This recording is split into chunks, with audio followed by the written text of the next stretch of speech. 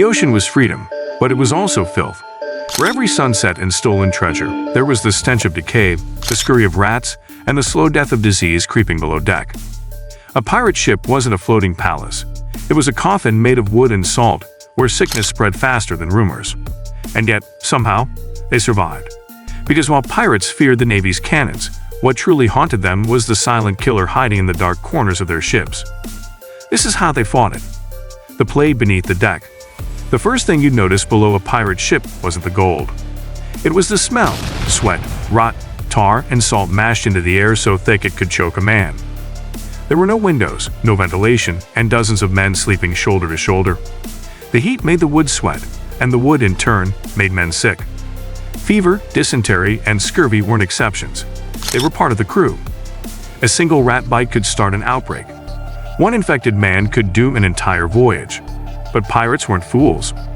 They learned quickly that to stay alive, they had to master not just battle, but biology. The war against rats were the real rulers of the sea. They ate food, gnawed through rope, chewed sails, and spread plague faster than cannonballs could fly. But pirates, ever resourceful, declared war. They brought ship cats, not for companionship, but for combat. Some captains even kept multiple cats, feeding them first to keep them loyal.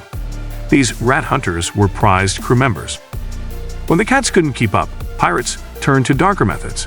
They'd seal barrels of spoiled meat in the hold to lure rats in, then toss the whole thing overboard, taking hundreds of rodents to the depths.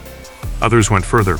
They'd light sulfur pots, thick clouds of choking smoke meant to drive rats out or kill them where they hid. It was a brutal but necessary purge. Still, rats always came back. They were in a way the ship's shadow, unkillable, always hungry, and as much a part of piracy as the Jolly Roger itself. Disease, rum, and desperation. Without doctors, pirates invented their own cures. Rum became their miracle. They'd poured it on wounds, drank it for fever, and mixed it with herbs or seawater for medicine. It wasn't science, it was survival. When rot set in, the kind that blackened gums and made flesh smell of death, they turned to what they called the boil cure. They'd burn the infected flesh with hot metal or soak it in salt and vinegar. It hurt like hell, but if the man lived, he was stronger for it. Scurvy, the great sailor's curse, was another monster. It rotted the body from within. Teeth fell out, skin split open, minds broke. But pirates noticed something others ignored. Crews that stole fresh fruit from island raids survived longer. They didn't know it was vitamin C, but they knew it worked. So, in their own twisted way, pirates became early doctors of the sea, guided not by books, but by blood, instinct, and the desperate need to keep sailing. Rot, mold, and the battle for the ship itself. Disease didn't just live in men, it lived in the ship.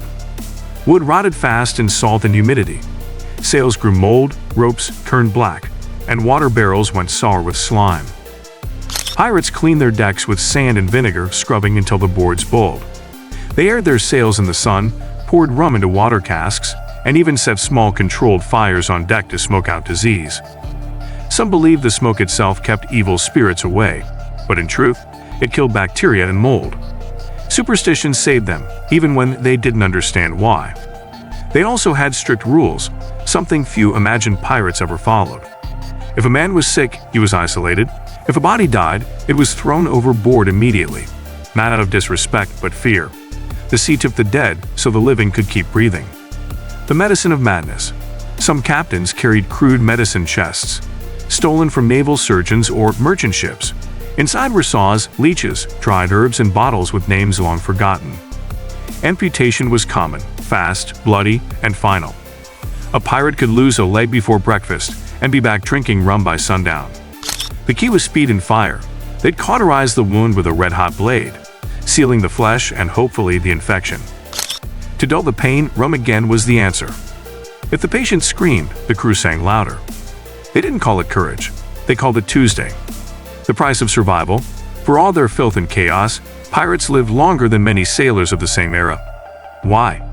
Because they shared food equally, they rested more, and they took care of one another, not out of kindness, but necessity. A sick man couldn't fight. A dead man couldn't share the plunder. So pirates did what empires failed to do. They built a survival system that worked. They adapted, they observed, and in doing so, they beat odds stacked higher than any mast.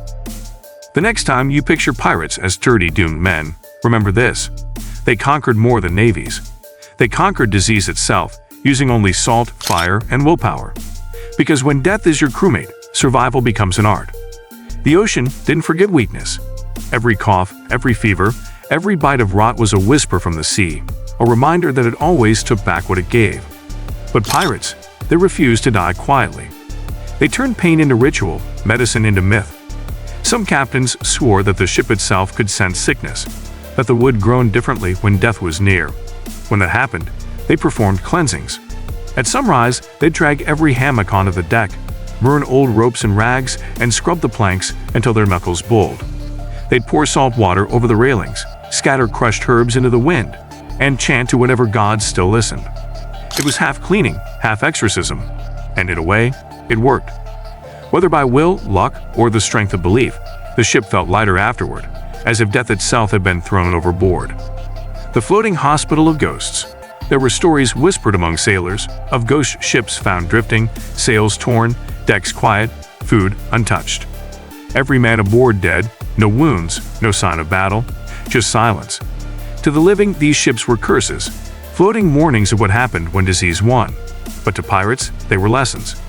They boarded them carefully, masks over their faces, looting not gold, but knowledge, herbs left behind, tools, medicines, notes written in blood. Some of those discoveries saved hundreds of lives. Others carried curses of their own.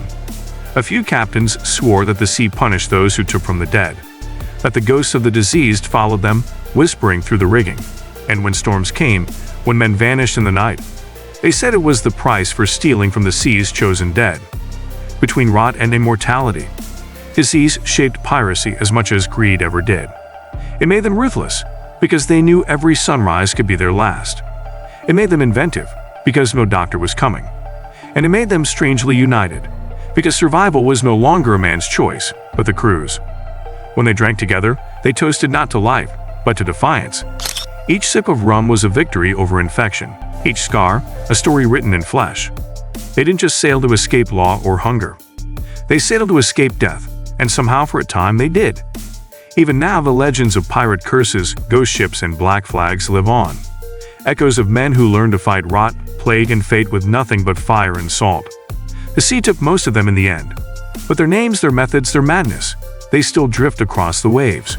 Because death may have ruled the sea, but for a few wild, unholy years, pirates ruled death.